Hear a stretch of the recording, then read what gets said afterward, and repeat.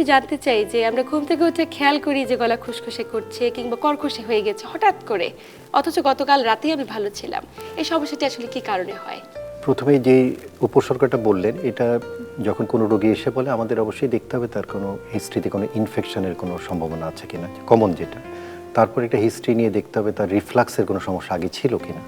যদি তার জার্ডের সে রোগী থেকে থাকে, তখন হয়তো আমরা সন্দেহ করব যে রিফ্লাক্স থেকে ল্যারিঞ্জাইটিস হয়ে গলা খুসখুস করে গলা বসে গেছে। কিন্তু এছাড়া যদি অন্য কোনো কারণ থাকে, যেমন তার ফুসফুসে কোনো সমস্যা থাকতে পারে, তারপর টনসিলের ল্যারিংসে কোনো সমস্যা থাকতে পারে, সেই ক্ষেত্রে ইনভেস্টিগেশন করে এটা অবশ্যই আলাদা করে নিতে হবে যে এটা ওই অন্য কোনো কারণে হচ্ছে না আমাদের জার্ডের জন্য হচ্ছে। জার্ড কিন্তু একটা কমন কারণ যে এই ধরনের হতে পারে। তার মানে আমরা গ্যাস্ট্রোএসোফেজিয়াল রিফ্লাক্স ডিজিজ যে একটি ডিজিজ, এটিকে আমরা সাসপেক্ট করতে পারি যে এটার কারণে এই ধরনের জটিলতা হতে পারে।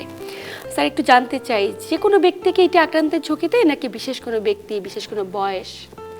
না, সাধারণত এটা মধ্য বয়সে হয়ে থাকে।